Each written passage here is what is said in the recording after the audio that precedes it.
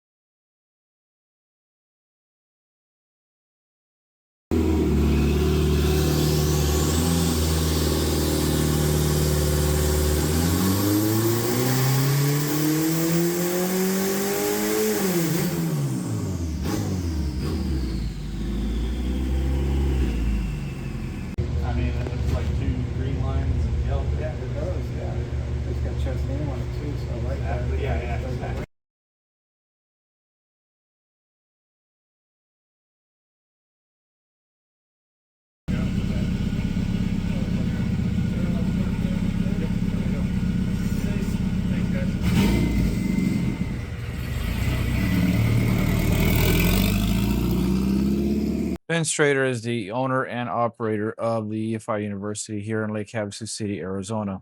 Ben teaches classes on electronic fuel injection from beginner all the way up to advanced. He also teaches engine building from beginner all the way up to advanced, and he's always adding more exciting classes as he goes. If this is something you would like to learn, please reach out to Ben. He'll get you sorted out. Last week, so that's kind of where we're at with it right now. On this week on Friday, then we'll take it and Ben Strader is co-owner of 10K Technology. 10K Technology is hitting the Ford Godzilla aftermarket hard with their very own casted cylinder head design, port design, valve train, and cam gears. Check these guys out for all of your Ford 7.3 Godzilla needs.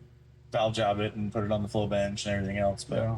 so there's actually 3 different ports in there. So one's what we call like our stage 1. Then there's one for the larger cubic inch that we do. We do a stroker that's 511 inches for, and then I got like a power adder one, which is the same intake port but with a larger exhaust port for beast and all that. So we have a party. Yeah, exactly. Yeah. And it's so yeah, it's coming along. So the U-Haul motors, where are those roughly running?